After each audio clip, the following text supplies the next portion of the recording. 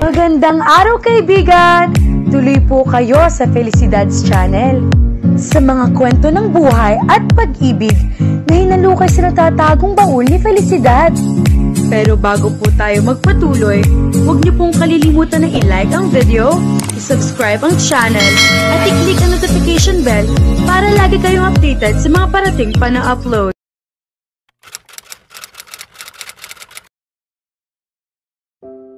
Saan naman ang punta mo, Ella? Nanlalaki ang mga matang tanong ni Sachi sa kanya. Sa isang lugar. Pero babalik din ako. Kailangan ko lang magpahinga ng kaunti. Pasensya ka na. Hindi pa man, eto, on leave na kaagad ako. Tipid siyang ngumiti.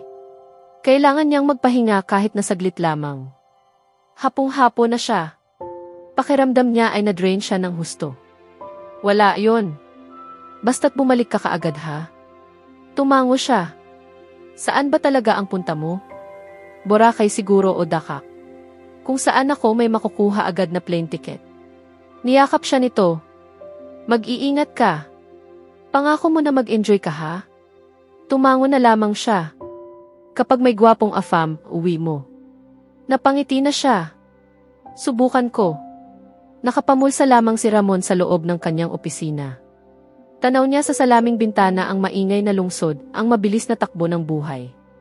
Nasubukan na niya ang lahat ng iyon. Pinagdaanan na ang hirap. At nagtataka pa rin siya magpahanggang sa ngayon kung bakit kairami pa ring tao ang umaalis sa tahimik na probinsya upang sumabak sa gyerang iyon. At hindi niya napigilan ang maalala ang nakaraan. Walang kakilala si Ramon sa Maynila. Wala siya ni isang kamag-anak na naroon, ngunit desidido siyang magsumikap sa sarili niya. Marami siyang pangako at pangarap at lahat ng iyon ay balak niyang tuparin. Mayroon siyang baong kaunting pera at iyon ang ginamit niyang pambayad sa isang maliit na kwarto na agad naman niyang natagpuan. Kinabukasan din ay agad siyang naghanap ng trabaho. Hindi siya huminto hanggang sa makakita siya. Janitor sa isang ospital ang una niyang natagpuan. Hindi na siya nagdalawang isip dahil higit na mataas kaysa sa sweldo niya sa pawn shop sa probinsya ang matatanggap niyang sweldo. Panggabi siya. Mula alas 7 hanggang alas 2 ng madaling araw. Ngunit hindi siya nakontento sa ganoon. Nais niyang agad na makapag-ipon kaya naman naghanap pa siyang muli ng trabaho. Nakakita naman siya, messenger sa isang di kalakihang opisina. Mula alas 8 hanggang alas 5 naman ang kanyang trabaho roon. Broken hour ang naging pahinga niya ngunit hindi niya iyon alintana. Tuwing pagod na siya, inaalala lamang niya ang magandang mukha ni Ella at sapat na iyon upang lalo niyang pagbutihin ang kanyang trabaho. Ang day off niya sa ospital ay araw ng Linggo. Ang day off naman niya sa opisina ay Sabado at Linggo. Kapag Sabado ng umaga at Linggo ay umi-extra siya sa fishport bilang estibador. Sanay siya sa hirap ngunit ng mga panahong iyon ay halos sumuko na siya sa hirap na ginagawa niya. Ngunit punong-puno siya ng determinasyon. Bukod kay Ella, ang ginawa ng mga Inevilla sa kanyang ama ang nagtulak sa kanya upang lalo siyang magsumikap. Gagawin niya ang lahat upang sa muli niyang pagbabalik sa Patrial ay mapatunayan niyang may narating siya. Kahit pagkagaling sa pinapasukang ospital ay pagod na siya, pinipilit pa rin niyang sulatan ang kanyang kasintahan sa probinsya. Basta natatagpuan na lamang niya ang sariling napupuno ang mga papel sa dami ng kwento niya rito. Bago siya umalis ay napakiusapan na niya si Gracia na sa pawn shop niya pababagsakin ang sulat sapagkat ayon na rin dito ay linggo-linggo na itong uwi sa Patrial. Mas mapapabilis ang pagdating ng sulat kay Ella. Kapag inasahan kasi niya ang kartero, palibhasa ay ilan lamang ang sulat na dumarating sa isla, kalimitan ay ilang buwan bago ito magtungo sa kanila. Noong unang mga buwan ay hindi niya alintana na hindi tinutugon ni Ella ang kanyang mga liham. Naisip niya na baka hindi ito makaalis ng Patrial. Nang lumaon ay kinabahan na siya. Magsisiyam na buwan na siya sa lungsod, ngunit ni kapirasong sulat ay wala itong naipadala sa kanya. Gusto sana niyang bumalik sa isla, ngunit bago niya iyon ginawa ay nagpasya siyang sulatan si Gracia. Naisip niyang baka nagkaroon ng problema sa post office at walang natanggap ni isang sulat si Gracia. Hindi naman lumipas ang isa pang buwan at sumagot na ito. Ramon, kumusta ka na riyan? Kami sa isla ay maayos naman. Iyong tinatanong mo kung naibigay ko ang mga sulat kay Ella, oo, ang sagot ko. Lahat ng sulat mo ay ibinigay ko sa kanya. Nagtataka nga ako kung bakit mo naitanong. Buong akala ko pa naman ay nagsusulatan kayong dalawa. Maayos naman ang lagay niya noong huli kaming nagkita. Baka lang nagkaroon ng kaunting problema, kaya hindi kanya nasasagot. Huwag kang mag-alala, pag uwi ko ngayong linggo ay itatanong ko sa kanya ang tungkol sa sulat mo. Palagi kang mag-iingat dyan. Gracia. Patuloy siyang umasa na susulat din si Ella sa kanya. Makalipas ang 5 pang buwan ay nagpasya siyang muling sulatan si Gracia upang alamin kung bakit nanatiling walang tugon mula kay Ella. At nanlumo siya sa naging sagot ni Gracia. Ramon, ayaw ko sanang sa akin magmula ito pero naaawa naman ako sa iyo na wala kang kaalam-alam sa nangyayari kay Ella. Palagi ko silang nakikita ni Teddy Inevilla na magkasama sa batuhan sa tuwing umuwi ako sa isla. Sa pagkakaalam ko, mayroon na silang relasyon. Sana naman ay huwag mong masamain iyon, Ramon. Kasi naman ay baka nalulungkot na rin si Ella dahil wala ka rito. Nakausap ko si Ella, ang sabi niya ay mabait daw si Teddy. Maging masaya na lang tayo para sa kanila. Sa tingin ko ay malaki ang maitutulong ni Teddy kay Ella. Mag-iingat ka palagi riyan at kalimutan mo na si Ella, Ramon. Hihintayin ko ang pagbabalik mo sa Patrial. Gracia. Nakuyumos niya ang sulat at natagpuan na lamang niya ang sariling umiiyak. Paanong nagawa iyon sa kanya ni Ella? At sa isa pang Inevilla. Para siyang pinagsakluban ng langit at lupa. Nais niyang bumalik sa Patrial at pamukhaan si Ella, ngunit naisip niyang siya ang lalabas na talo kapag ginawa niya iyon. Tulak ng sari-saring emosyon ay muli siyang lumiham dito. Mayroon pa rin kasing bahagi niya ang hindi makapaniwala sa ginawa nito. Muli ay hindi ito tumugon. Nang sulatan niya si Gracia, ang sabi nito ay sumama na ito kay Teddy Inevilla. Nagsama na ang dalawa ngunit hindi pa raw kasal. Sukdulan ang nadama niyang paninibugho. Noon higit kailan pa man ay nais niyang magtagumpay. Lalo niyang sinagad ang kanyang sarili. Nang mga panahong iyon ay nagbitiw siya sa trabaho niya sa opisina upang makapag-aral sa umaga. Nasa 3 taon na siya sa kolehiyo nang dumating naman sa buhay niya si Mr. Fidel Hidalgo, ang matandang lalaki na tumulong sa kanya upang magtagumpay. Isang gabi ay naglilinis siya sa hallway nang may marinig siyang ungol na nagmumula sa isang kwarto sa hospital. Hindi na siya nagdalawang isip na pumasok doon. At natagpuan niya ang matandang lalaki na andap-andap sa kama nito.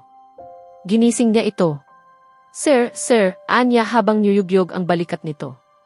Nagmulat naman ito ng mga mata. Roger. Saglit lang po, sir. Tatawag ako ng nurse sa station. Aktong lalabas na siya nang pigilan siya nito. Saglit lang. Ano po yon? Nagtatakang baling niya rito. Huwag ka nang tumawag ng nurse. Kinamumuhian ko silang lahat. Binibigyan nila ako ng mga gamot na hindi ko kayang inumin. Ayaw ko nang matulog. Ilang araw na akong natutulog. Ano nga pala ang pangalan mo? Nagtataka man ay sinagot niya ang tanong nito. Ramon po, sir. At janitor ka rito. Oo, sir. Ramon, anak, pwede bang tulungan mo akong makauwi sa bahay ko? Ayaw ko na rito. Naku, sir, hindi ko po pwedeng gawin yon. Mawawalan po ako ng trabaho, nakangiti nang sabi niya. Bigla ay naalala niya ang nasawing ama. Kung ganoon, pwede mo ba akong tulungang kausapin si Roger? Roger. Saglit lang po, sir, tatawag na ako sa nurses station. Muli siyang pinigilan nito. Ramon, mukha namang mabuti kang bata, pakikiusapan kita, puntahan mo ang anak ko. Si Roger. Okay po, sir. Tatawagan ko na lang. Ano po ba ng telepono niyo sa bahay, Anya? Hindi umiling ito. Wala siya roon. Nasa Los Baños siya. Los Baños, Laguna. Saan po roon? Sinabi naman ito sa kanya kung saan. Wala po ba siyang cellphone? Wala. Puntahan mo siya. Sabihin mong humihingi ako ng tawad. Papuntahin mo siya rito. Sabihin mong nasa ospital ako. Pakiusap, Ramon. Nagsusumamo ang hitsura nito. Nagtataka na talaga siya. Wala po ba kayong ibang kamag-anakan, sir? Tumawa ito. Si Roger lang. Kahawig mo siya, anak. Sige na, lumakad ka na. Babayaran ko ang magiging gastos mo. Ayaw akong tulungan ng mga abogado ko. Alam nilang kapag nakita pa si Roger, hindi nila makukuha ang pera ko. Mga sakim na iyon. Lumakad ka na. Pakiusap. Lumabas na siya ng kwarto na iyon. Kinabukasan din ay nagtungo siya sa address na ibinigay sa kanya ni Mr. Hidalgo. Hindi rin niya maunawaan kung bakit iyon ang ginawa niya. Natagpuan niyang patay na pala ang anak nito. Kinuha na lamang niya ang mga natitira nitong gamit at inalam kung saan ito nakahimlay. Ibinalita niya kaagad kay Mr. Hidalgo ang nakalap na impormasyon. So, totoo nga pala. Namula kaagad ang mga mata nito.